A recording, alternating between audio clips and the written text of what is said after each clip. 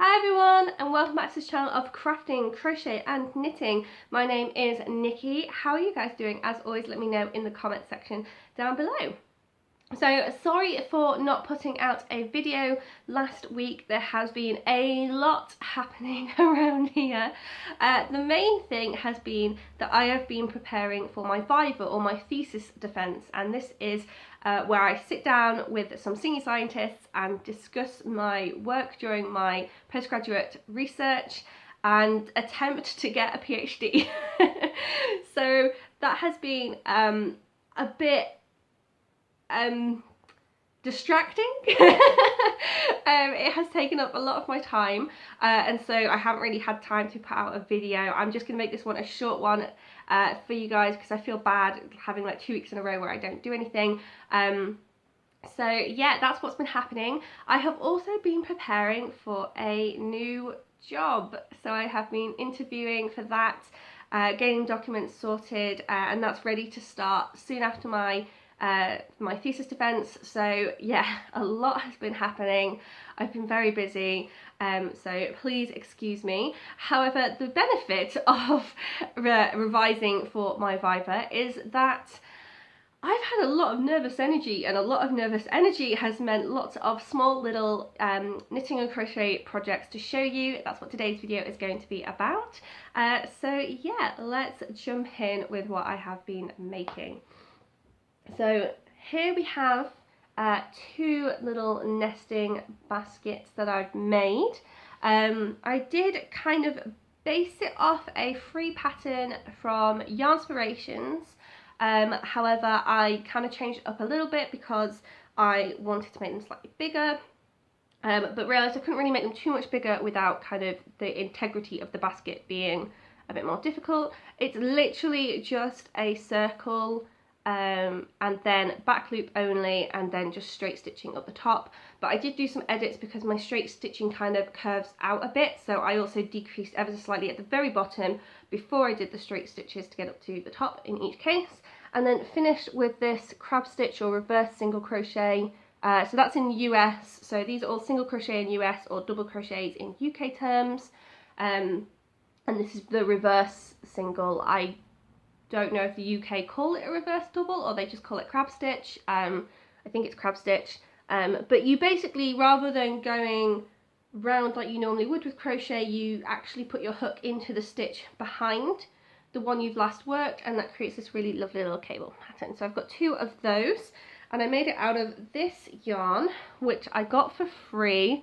It was just given as part of some scraps. It's basically just a sort of a cream with lots of little flecks of red, yellow, green and blue woven into it. It's an Aran yarn, but it's really scratchy from these little flecks, I think, and I really would not wear this, so I thought the only thing I could really do with this was some sort of homeware, some sort of basket-esque project. So that is what I have done, and they are the same size, so they don't nest very well, but you know, it's crochet, you just push it into shape, right?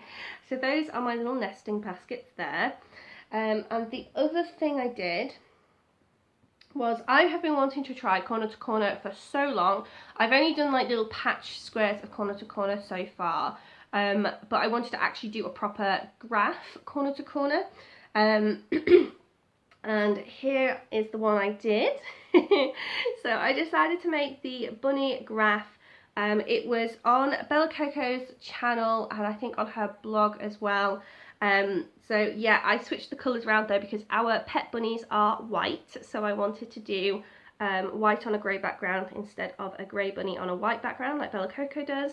I've still got some ends to weave in. Shh, don't tell anyone.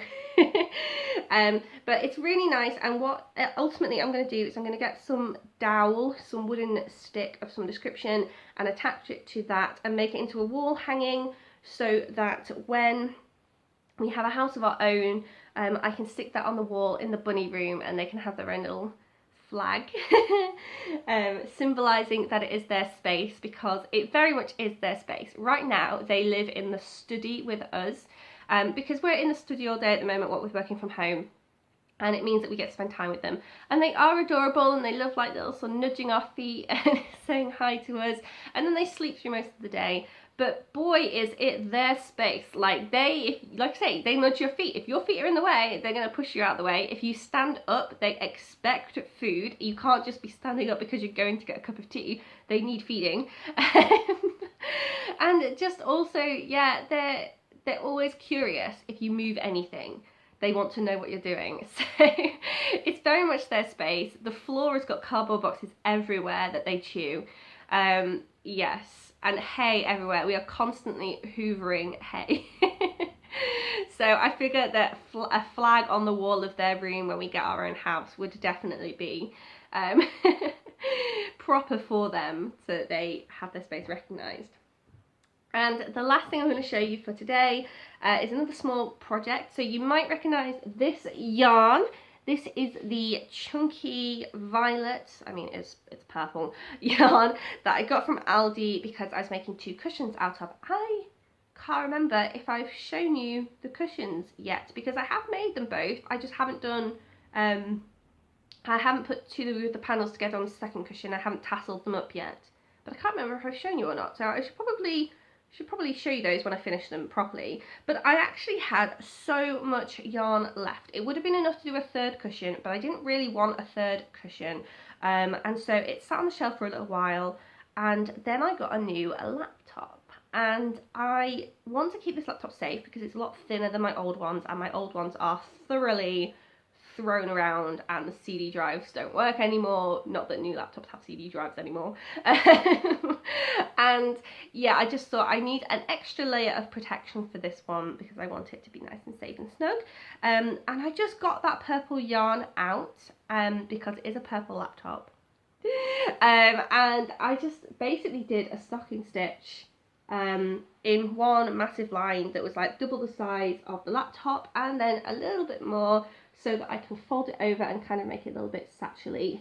So at the moment it's actually tied in place with the leftover yarn, and I've just sort of gone through at about 5 different points. So I think if I want this to satchel nicely and not curl, because stocking stitches curl a lot at the ends, I'm probably going to need about 5 buttons of some description to put onto this so that I can basically clamp it down when I need to, or maybe like 3 magnetic clamps or something. I'm not sure yet what I'm going to do to keep it in place, but that is ultimately what it's going to look like when it's finished. So yeah, I think it looks really nice, really simple use of some of that leftover chunky, and I still have leftover chunky yarn, so I'm not sure what to do with that yet.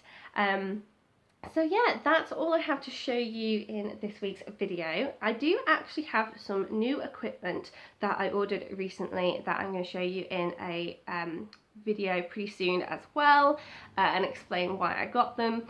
And I've also got a video planned where I answer 10 yarny questions. So yeah, I'm going to leave today's video where it is and hopefully be able to put out a few shorter videos as well, just as I am getting through this busy period, so that I can at least be putting stuff out on my channel and not just hiding away in the corner. And yes, the other thing that I realised recently is that when I do get the time, I still intend to do the variegated yarn video. So if you have any questions about what is variegated yarn, what do I use it for, I bought variegated yarn because it looks so pretty and now I don't know what to do with it, then please leave them in the comments of the video where I first mentioned the variegated yarn, which is the baby cardigan video, or you can leave them in this video. You can leave them on the discussion post that I put up recently. I wanted to keep them in one place, but it doesn't matter. I'll find all the comments about variegated yarn and I will put them in the video. So yes, if you have any questions, please let me know. And with that, I will see you guys in another week. Bye.